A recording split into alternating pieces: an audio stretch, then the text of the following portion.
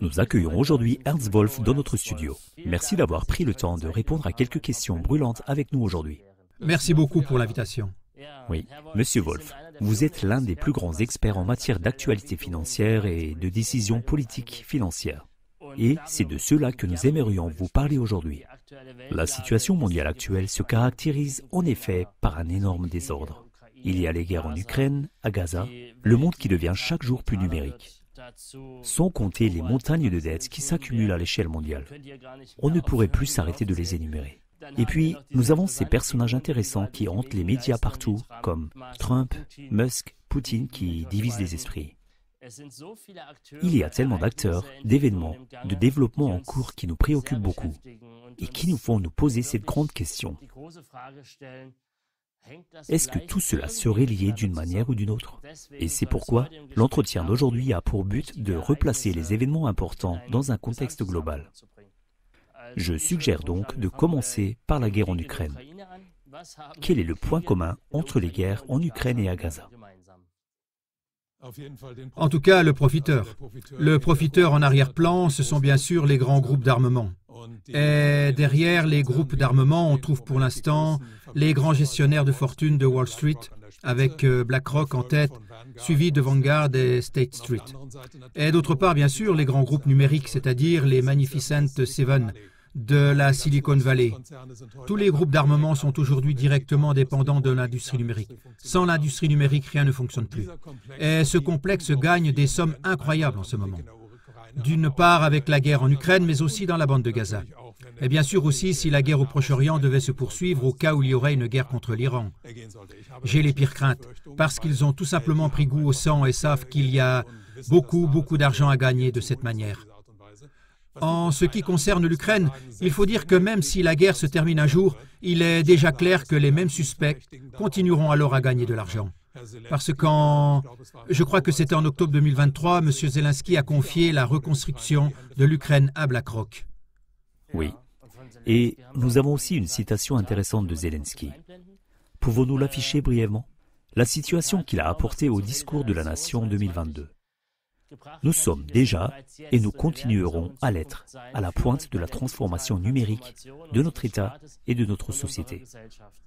C'est un phénomène très intéressant que deux États soient actuellement à la pointe de la numérisation. L'un des États est Israël, l'autre l'Ukraine. Tous deux sont en guerre. La guerre signifie que la protection des données est suspendue et que les groupes de données, c'est-à-dire les groupes qui récupèrent toutes les données, peuvent y travailler plus ou moins librement. Ce qui est intéressant, c'est qu'il y a à Kiev un petit quartier qu'on appelle la petite Silicon Valley, où se trouvent tous les grands groupes informatiques de la Silicon Valley et où ils peuvent effectivement travailler sans aucune contrainte. L'entreprise Clearview, qui pratique la reconnaissance faciale, en est un petit exemple. Ils se sont heurtés à des limites juridiques en Amérique, ils sont allés en Ukraine et ont perfectionné la reconnaissance faciale. Une situation gagnant-gagnant. Oui. Incroyable. Dans vos conférences, vous parlez souvent du complexe numérico-financier. Pouvez-vous nous l'expliquer très brièvement? Qu'est-ce que vous entendez par là? Nous avons dépassé le siècle américain. C'était le siècle des banques américaines. Il faut dire que le XXe siècle a été entièrement placé sous le signe des banques américaines de Wall Street. Elles ont été les grands bénéficiaires de 2 guerres mondiales. Elles ont plus ou moins dominé le monde. Mais à partir des années 70, nous avons assisté à ce qu'on appelle la financiarisation, c'est-à-dire que l'économie financière est devenue de plus en plus forte. Et dans le cadre de cette financiarisation, de nouveaux produits financiers ont sans cesse été autorisés. Et c'est là que les fonds spéculatifs, par exemple, ont été autorisés. Et c'est ce qui a permis aux gestionnaires de fortune de se renforcer. On peut donc dire qu'à partir de 2000, à peu près au tournant du millénaire, les gestionnaires de fortune sont devenus les plus puissants à Wall Street. Et l'un d'entre eux, et bien sûr le leader, c'est BlackRock. BlackRock a pour actionnaire principal Vanguard, le deuxième plus grand gestionnaire d'actifs. Tous deux sont à leur tour les principaux actionnaires du troisième et du quatrième plus grand gestionnaire d'actifs, à savoir State Street et Fidelity. On ne peut donc pas concentrer plus de pouvoir dans ses mains. De plus, ils sont également frères et sœurs de la Silicon Valley, puisque BlackRock, Vanguard et State Street sont les principaux actionnaires de 6 des 7 plus grands groupes de la Silicon Valley. Il y a eu donc une symbiose entre l'ancien instrument de domination, à savoir l'argent, et le nouvel instrument de domination, les données. Nous vivons donc maintenant depuis 30 ans ou plus dans une nouvelle ère dans laquelle les données sont devenues de plus en plus importantes. Et à mon avis, les données sont aujourd'hui à valoriser même au-dessus de l'argent. L'argent est donc un outil de pouvoir. Et le deuxième outil de pouvoir et le plus important actuellement, c'est les données. Cela signifie que vous avez déjà évoqué un lien entre l'IA et tout le développement et le système financier. Y a-t-il d'autres liens? Le lien le plus important entre l'IA et le système financier réside simplement dans le fait que Aladdin, c'est-à-dire le système d'analyse des données financières de BlackRock, que M. Fink a fondé en 1988, a été téléchargé dans le cloud de Microsoft en 2023 et a également été connecté par ce biais à l'intelligence artificielle. Cela signifie en fait qu'aucun courtier ou opérateur boursier humain normal ne peut plus rivaliser avec BlackRock. Donc, toutes ces informations qui sont transportées en l'espace de quelques nanosecondes, aucun cerveau humain ne peut les suivre. Et nous avons vu la semaine dernière à quel point cela profite à BlackRock. La semaine dernière, la troisième plus grande banque des États-Unis, à savoir Citibank, a confié l'ensemble de sa gestion d'actifs à BlackRock. Il s'agit de 80 milliards de dollars américains. Il est tout simplement confié à BlackRock, car BlackRock a plus de visibilité sur les flux financiers mondiaux que quiconque. C'est de la folie. Bon, vous avez déjà parlé de Larry Fink. Il y a un lien très intéressant. L'année dernière, Klaus Schwab a soudainement démissionné de son poste important au FEM, comme si de rien n'était. Et j'aimerais beaucoup savoir ce qui s'est réellement passé là-bas. Il y a un lien direct, et plus précisément, Klaus Schwab a nommé Larry Fink au conseil d'administration du FEM en 2019. Ils siègent donc ensemble au conseil d'administration depuis. Mais Klaus Schwab a ensuite fait quelque chose qui, à mes yeux, n'a pas du tout plu à M. Fink. Il a publié en 2020, c'est-à-dire peu après l'éclatement de la grande crise sanitaire, je ne mentionnerai pas le nom maintenant, à savoir en juillet 2020, un livre intitulé « The Great Reset ». Et ce livre s'est répandu dans le monde entier, est devenu un best-seller et a attiré l'attention internationale très fortement sur le FEM. Et c'est précisément ce qui contredit absolument la stratégie de M. Fink. Und genau das widerspricht absolut der Strategie von Herrn Fink. M. Fink aime toujours travailler dans l'ombre. Depuis 1988, il a pris de plus en plus de pouvoir sans que personne ne s'en aperçoive vraiment. Et cela ne lui a sans doute pas plu du tout. Et c'est pourquoi je pense que Larry Fink est maintenant en train de prendre le contrôle total du FEM. Il est intéressant de noter que tout ce conflit a été révélé par le Wall Street Journal. Si on regarde à qui appartient le Wall Street Journal, il appartient à News Corp et l'actionnaire principal de News Corp est à nouveau BlackRock. Larry Fink aurait donc pu empêcher cette publication. Il ne l'a pas fait. Il a donc sciemment fait en sorte que M. Schwab soit mondialement déconsidéré et il est donc responsable de la mise à l'écart actuelle de Klaus Schwab. Ce qui ne veut pas dire que le FEM est mis au frigo. Le FEM continuera à fonctionner. Le FEM est un réseau incroyable qui fonctionne très très bien en Chine, par exemple. Il y a ainsi chaque année une réunion à Tianjin qui est au moins aussi importante que celle de Davos, où c'est toujours le Premier ministre chinois qui fait le premier discours. C'est donc là que l'on sait à quel point ce réseau fonctionne bien. Nous avons déjà beaucoup parlé de la grande puissance des entreprises numériques et financières. Aujourd'hui, nous sommes à la veille de l'introduction de l'euro numérique en octobre. Pouvez-vous faire le lien avec ce que cela signifie maintenant? Le grand problème avec lequel nous vivons est que notre système monétaire, tel qu'il a fonctionné jusqu'à présent, ne peut plus fonctionner à long terme. Nous avons maintenant dans le monde une énorme montagne de dettes de plus de 350 billions. Les États-Unis à eux seuls sont endettés à hauteur de plus de 37 billions. Cela ne peut pas fonctionner à long terme. Donc un jour ou l'autre, ce système s'effondrera. On l'a maintenant maintenu en vie par des manipulations extrêmes, mais on est en train de développer un nouveau système en arrière-plan. Et chose intéressante, nous venons de parler de Larry Fink et Klaus Schwab. En 2019, le consortium pour le développement de cette monnaie numérique de banque centrale a été créé à Davos. Cela fait donc au moins 6 ans qu'on y travaille en arrière-plan sous haute pression.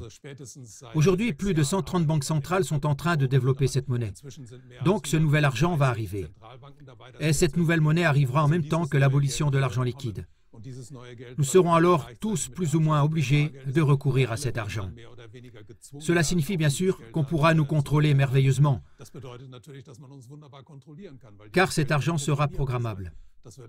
Premièrement, il pourra avoir une date d'expiration. Des taux d'imposition individuels, des taux d'intérêts individuels pourront nous être imposés. On pourra nous rattacher à un système de crédit social, mais on pourra aussi nous couper complètement de tous les flux financiers. Cela signifie donc un contrôle total. Et ce que beaucoup de gens ne savent pas, c'est que c'est le premier système monétaire à deux vitesses qui ait jamais existé. Il y aura en effet une CBDC de gros. Il s'agit d'une CBDC qui s'échange entre la Banque centrale et les grands groupes financiers, c'est-à-dire les grandes compagnies d'assurance, les fonds spéculatifs et les fonds de pension. Et il y aura pour nous, citoyens ordinaires, un CBDC de détail. Et c'est là que j'en viens à l'euro numérique. Selon Mme Lagarde, l'euro numérique doit être introduit à l'automne. Beaucoup de gens ont peur de devoir utiliser l'euro dans leur vie quotidienne. Je n'y crois pas. Je pense donc qu'on va commencer par introduire cette CBDC de gros entre les grands acteurs financiers et que l'autre CBDC ne sera introduite que plus tard. Il y a eu de gros problèmes lors de l'introduction. 4 tests ont été effectués. Le premier test a eu lieu dans la communauté des Caraïbes. Le deuxième s'est déroulé en Jamaïque. Le troisième était au Nigeria. Et le quatrième, à l'heure actuelle, je ne sais pas où c'était. En tout cas, il y a eu 4 grands tests. Et ces tests ont tous mal tourné. Les gens même au Nigeria n'étaient pas prêts à accepter cette nouvelle monnaie. Et c'est pourquoi il faut maintenant emprunter une autre voie. On ne peut pas proposer ça aux gens comme ça. On ne peut pas non plus le faire par la pression, comme au Nigeria. C'est ainsi que l'argent liquide a été très fortement limité. Soudain, des frais qui n'avaient jamais été facturés auparavant l'ont soudain été.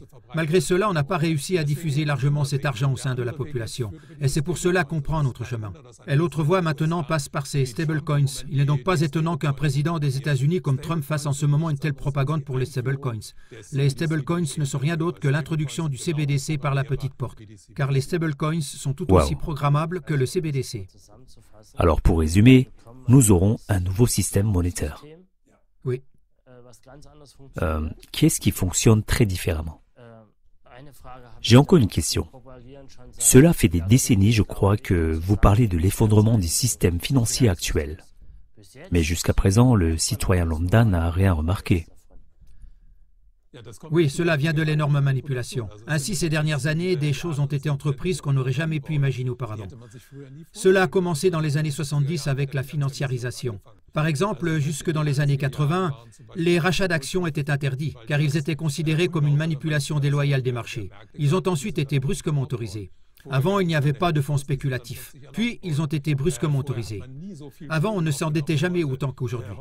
Aujourd'hui, les dettes sont simplement déclarées comme des actifs spéciaux. Il y a donc une manipulation incroyable. Et j'ai moi-même été stupéfait de voir jusqu'où on est allé. Mais bien sûr, il y a une fin à tout cela.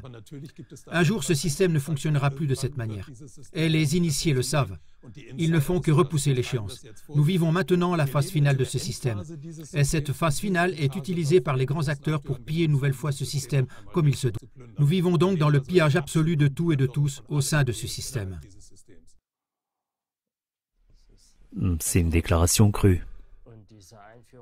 Et cette mise en place du nouveau système monétaire retarderait encore les choses, si je vous ai bien compris. Oui, je ne sais pas comment on va l'introduire maintenant. Je ne sais pas si ça va marcher avec ces stablecoins, si on va introduire ça par la petite porte. Il y a plusieurs scénarios possibles. Alors, bien sûr, il se peut qu'un cybercrash majeur se produise à un moment donné et qu'on nous explique à tous « Nous sommes désolés, vos comptes bancaires ne peuvent plus être maintenus sous leur forme actuelle. Nous ne pouvons plus faire tout cela que par le biais de la CBDC. » Ce serait une possibilité. Une autre possibilité consiste à recourir à des mesures extrêmes, de faire la guerre et de dire, dans le cadre de cette guerre, que nous sommes désolés et que pour pouvoir continuer à exister, nous devons recourir à cette nouvelle monnaie. Mais il y a aussi la possibilité de le faire par n'importe quel autre moyen. Par exemple, avec la hausse du chômage. Nous assistons actuellement à de nombreuses faillites et à une très forte augmentation du chômage.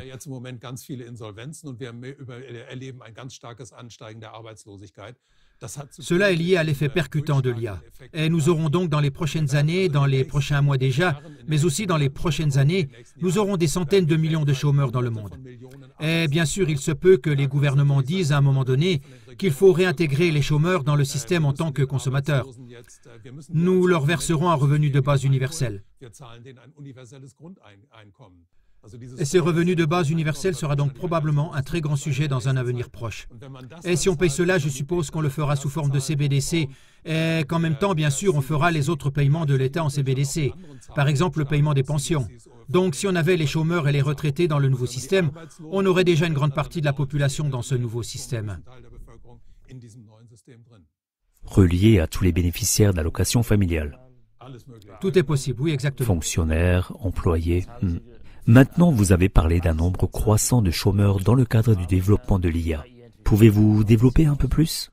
Eh bien, l'IA est incroyablement plus avancée que la plupart des gens ne le pensent. L'IA a été testée ces derniers temps. L'IA est toujours classée intellectuellement à un QI de 150 à 160 pour le moment. Donc 160 correspond au QI d'Einstein.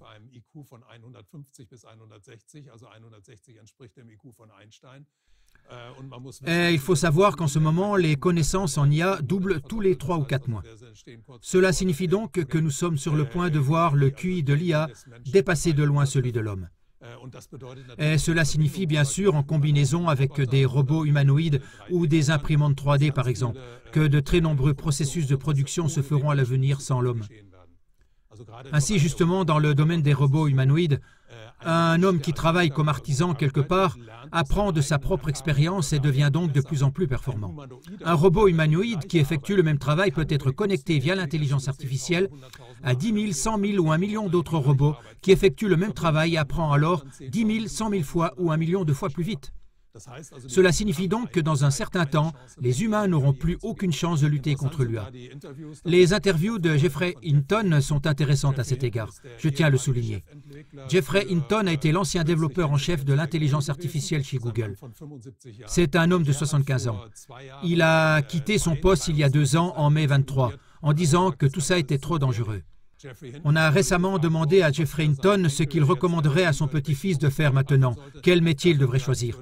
Et il a alors dit « Je conseillerais à mon petit-fils de devenir plombier, mais je ne pourrais pas lui garantir plus que d'avoir du travail pendant environ 5 ans. » C'est là qu'on voit à quelle vitesse incroyable cette évolution se produit.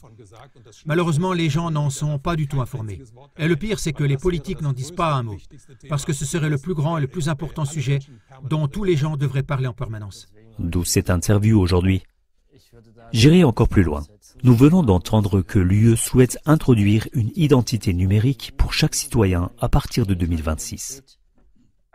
Est-ce que c'est lié d'une manière ou d'une autre à toute cette évolution? Oui, tout est lié. L'identité numérique est donc tout à fait nécessaire parce que lorsque la CBDC arrivera, cela signifie que chacun d'entre nous aura un wallet sur son téléphone portable ou sur son smartphone. Et ensuite, il faut s'assurer que chacun est effectivement identifiable afin que les gens ne puissent pas accéder à un autre portefeuille. Si le gouvernement coupe tous les flux financiers à quelqu'un qui est considéré comme un protestataire ou une tête de mule, cette personne pourrait, s'il n'y a pas de carte d'identité numérique, aller voir son ami ou un membre de sa famille et lui dire « Tu peux utiliser ton compte pour effectuer des paiements à ma place ?» Mais s'il est identifiable par le biais de l'ID, alors il est effectivement mis à l'écart. C'est donc là que le contrôle absolu est total et possible. Et c'est sur ce chemin que nous nous trouvons en ce moment. Et ce que nous voyons actuellement en Allemagne, c'est que l'AfD connaît une ascension sans précédent. Quelle est la position de l'AfD par rapport à tous ces développements? À mon avis, l'AfD est plus ou moins l'équivalent de ce qui s'est passé en Argentine avec Milei ou de ce qui s'est passé aux États-Unis avec Trump. Les gens ne comprennent pas du tout le contexte en arrière-plan. Ils misent sur un certain sauveur. On leur promet alors quelque chose, mais il faut vraiment y regarder de très près. Avec l'AfD, il faut vraiment regarder de près. Premièrement, l'AfD est pour le service militaire obligatoire. Deuxièmement, elle est pour l'OTAN, c'est-à-dire pour l'alliance qui a toujours été dirigée par les États-Unis. Et troisièmement, je n'entends jamais l'AfD critiquer les entreprises du numérique. Au contraire, Mme Weidel s'est même entretenue avec Musk à Riesa, où s'est pratiquement jeté à son cou et s'est réjoui de ce que Musk ait dit quelque chose sur l'AfD. Musk continue continue de poster sur l'AfD. Il a encore dit il y a quelques jours que seul l'AfD pouvait sauver l'Allemagne. L'AfD n'est donc rien d'autre qu'un autre bras de ce complexe numérico-financier. Personne ne doit donc croire que quelqu'un qui siège aujourd'hui au Parlement va nous apporter de grands changements.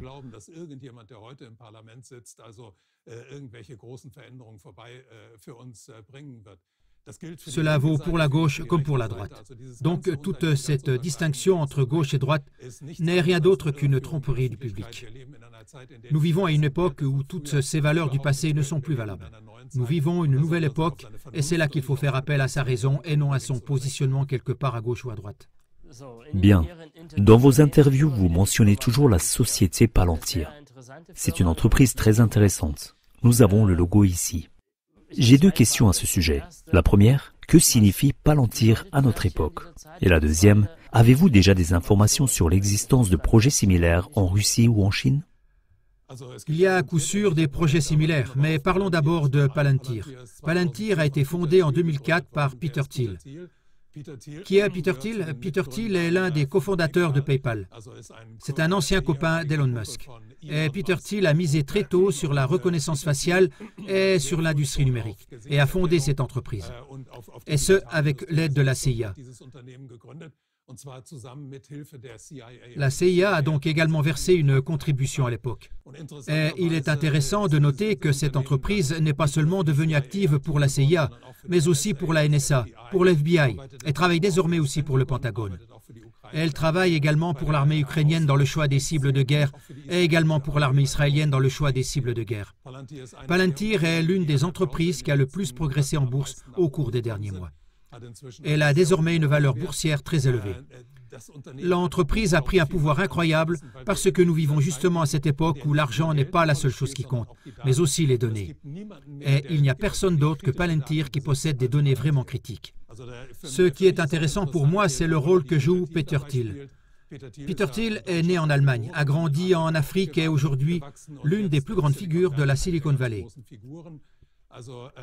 Peter Thiel a également veillé à ce que ces hommes soient positionnés dans le cabinet de Trump. Ainsi, le conseiller de Trump pour les crypto-monnaies et pour l'IA est un homme qui s'appelle David Sacks. Ce David Sacks fait également partie de ce groupe qu'on appelle la mafia PayPal. C'est donc aussi un ami de Peter Thiel.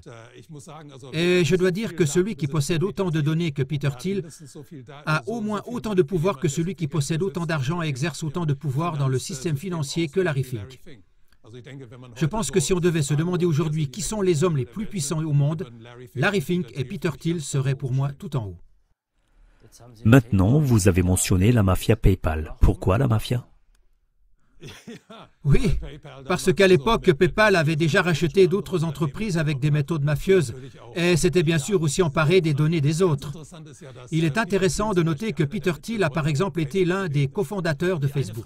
Et la seule question que beaucoup de gens ne se sont jamais posée, c'est pourquoi Facebook est-il gratuit?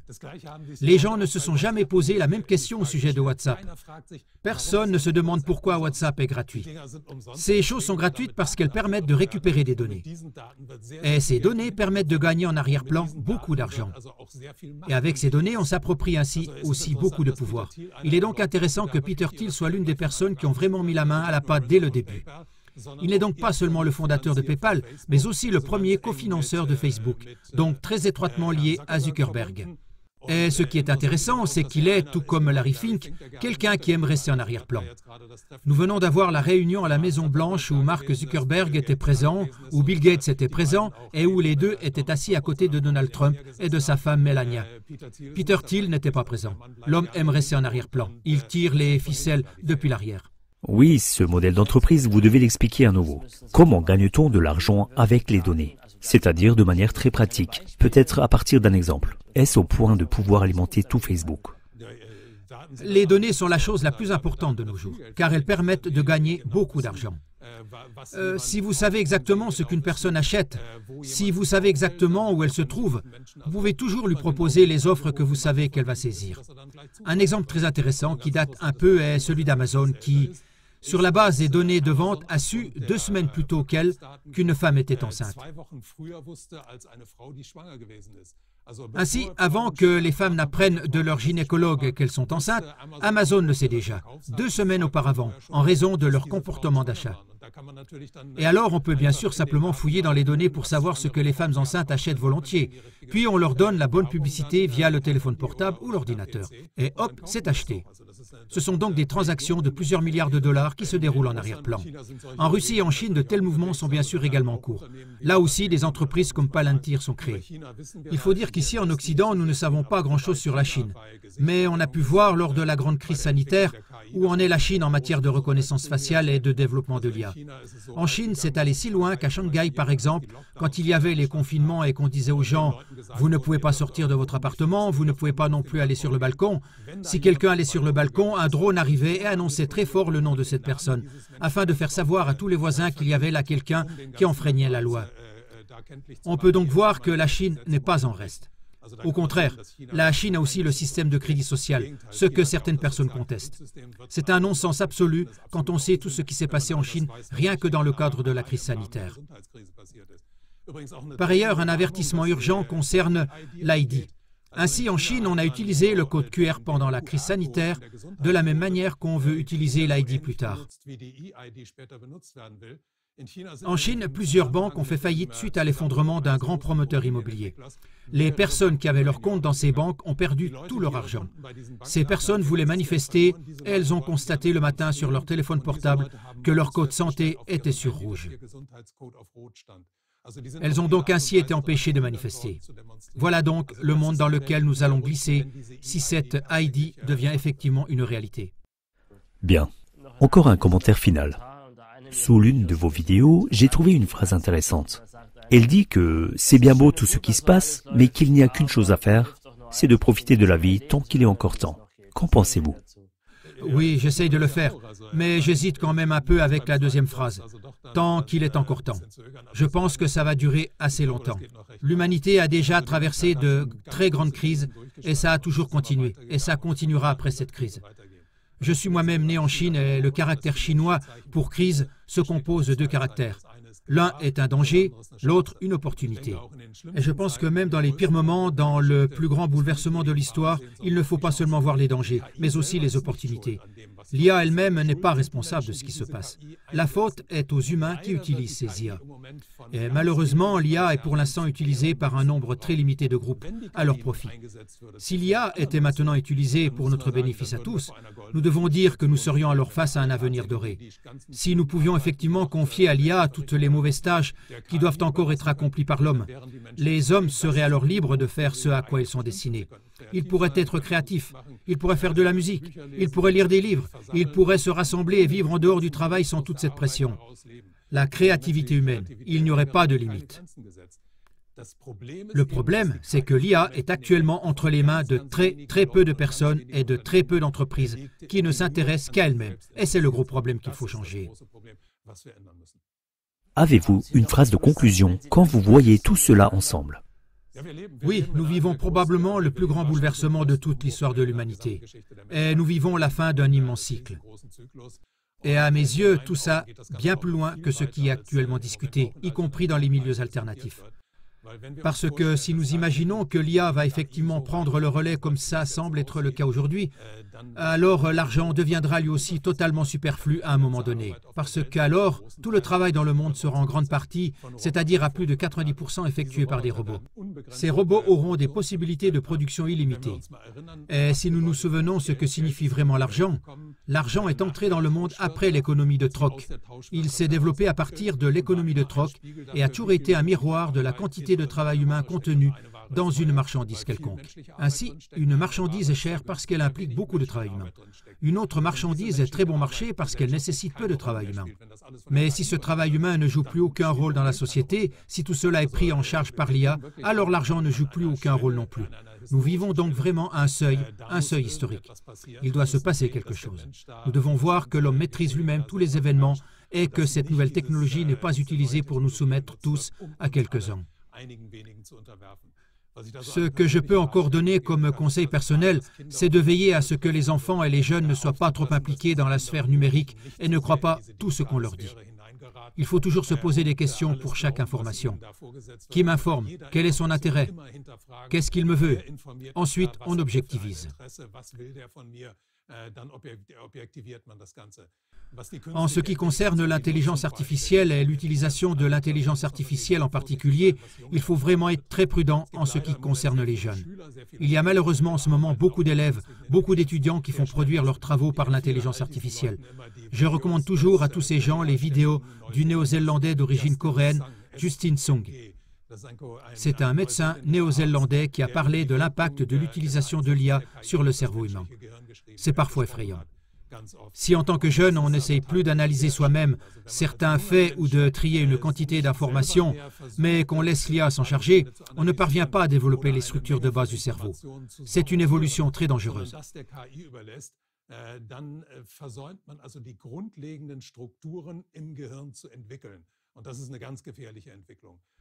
Si on confie trop tôt à l'IA des tâches qu'on devrait faire soi-même pour développer son cerveau, on entre alors dans une spirale très dangereuse. Je pense que tous les parents et tous les grands-parents devraient faire très attention à ce que ça n'arrive pas à leurs enfants et petits-enfants. Merci beaucoup pour ces paroles qui éclairent beaucoup. Une interview passionnante. Je vous remercie. Merci beaucoup.